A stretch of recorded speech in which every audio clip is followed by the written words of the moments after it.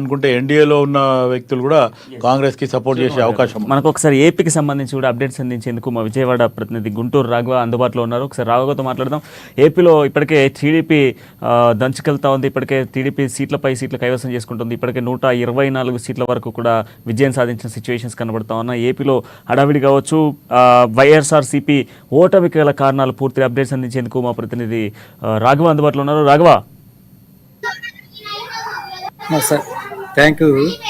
గుంటూరు జిల్లా చెప్పుకోవచ్చు, కూటమి సునామీ అని చెప్పుకోవచ్చు రాష్ట్రంలో.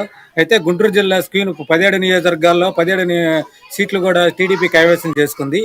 ఈ గుంటూరు ఈస్ట్ టీడీపీ అభ్యర్థి జోలకంటి బెమ్మారెడ్డి విజయం, మంగళగిరి నారా లోకేష్, సత్తెనపల్లి టీడీపీ లక్ష్మీనారాయణ, మంత్రి అంబటిని కూడా ఓడించి కన్నా లక్ష్మణాన్ని అత్యధిక మెజార్టీ గెలుపొందారు. అదే విధంగా చూసుకుంటే పెద్ద కూరపాడు భాష్యం ప్రవీణ్, నర్సాపేట వచ్చేతలకి సదవాడ అరవింద బాబు, వినకొండ జీవి ఆంజనేయులు, గురిజాలు వచ్చి ఎరపతని శ్రీనివాసరావు, తెనాలు వచ్చి నాదెండ్ల మనోహర్, వేమూరు నక్క ఆనందబాబు, బాపట్ల వేగనేశ్ నరేంద్ర వర్మ, అన్ని 17 నియోజకవర్గాలు కూడా స్క్రీన్ జిప్ చేసింది చెప్పుకోవచ్చు.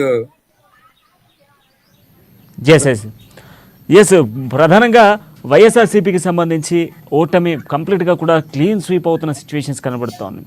మొన్నటి వరకు అధికారంలో ఉన్నటువంటి పార్టీ ఎందుకు ప్రధానంగా వైఎస్ఆర్సీపీ ఇంత ఓటమి పాలు కావడానికి కారణం ఏంటి రాఘవ?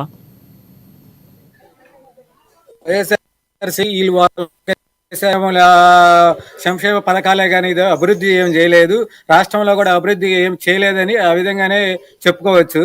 అయితే ప్రతి ఒక్కరు మహిళలకి ఓట్లు వేస్తారని వాళ్ళ ఆలోచనతోటి ఉన్నారే తప్ప ఈ అభివృద్ధి, రాష్ట్రంలో అభివృద్ధి అదొకటి అమరావతి రాజధాని కొట్టడం మరుగునబడి ఉంది.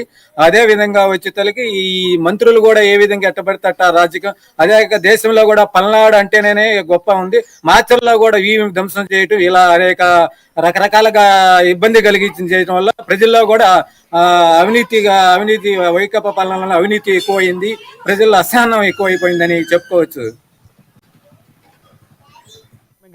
ఇటు మైనారిటీలకు కావచ్చు, ఎస్సీ ఎస్టీ బీసీలకు సంబంధించినటువంటి విషయంలో కూడా జగన్ ఆల్మోస్ట్ తోడుగా ఉన్నానంటూ కూడా చెప్తున్నటువంటి సిచ్యువేషన్స్ ఉన్నాయి. అంతేకాకుండా కొన్ని స్కీమ్స్ ఏదైతే విద్యార్థులకు సంబంధించినటువంటి స్కీమ్స్ ద్వారా కూడా కంప్లీట్గా కూడా జగన్కి ఆ ఓట్ బ్యాంక్ పెరిగేటువంటి అవకాశాలు ఉన్నాయంటూ కూడా ఎగ్జిట్ పోల్స్ చెప్పిన సిచ్యువేషన్స్ కూడా చూసాం. బట్ ఎగ్జిట్ పోల్స్ అన్నింటినీ కూడా క్రాస్ చేస్తూ కంప్లీట్గా కూడా క్లీన్ స్వీప్ చేసినటువంటి సిచ్యువేషన్స్ ఉన్నాయి.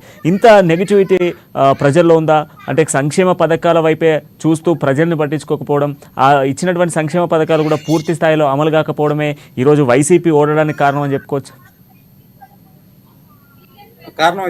సంక్షేమం తప్ప అభివృద్ధి పథంలో కానీ అదొక పెద్ద కారణం చెప్ప.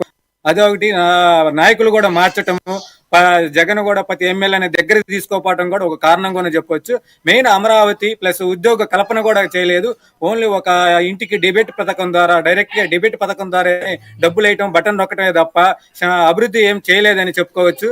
అదే విధంగా ప్రతి ప్రజలకు కూడా నిరుద్యోగస్తులకు ఉద్యోగం కూడా ఇవ్వలేదని మెయిన్ కారణం చెప్పుకోవచ్చు. అమరావతి రాజధాని ఒకటి, ప్లస్ ఈ టీడీపీ ప్రభుత్వం వచ్చేతలకి 6 పథకాలు ఒకటి, మహిళలకు ఉచిత ప్రయాణం ఒకటి, 3 సిలిండర్ల గ్యాస్ పథకం ఒకటి, ఇవన్నీ కూడా ప్రజల్లో పోయింది.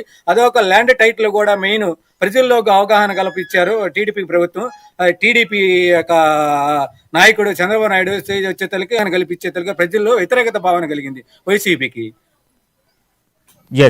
Thank you Raghava. రైట్, ఒకసారి మనం కాకినాడ సైడ్ వెళ్దాం. కాకినాడ నుంచి మా ప్రతినిధి నందిని అందుబాటులో ఉంది. సో కాకినాడకు సంబంధించి మాట్లాడుకుంటే ఇటు జనసేన కావచ్చు, బీజేపీ కావచ్చు,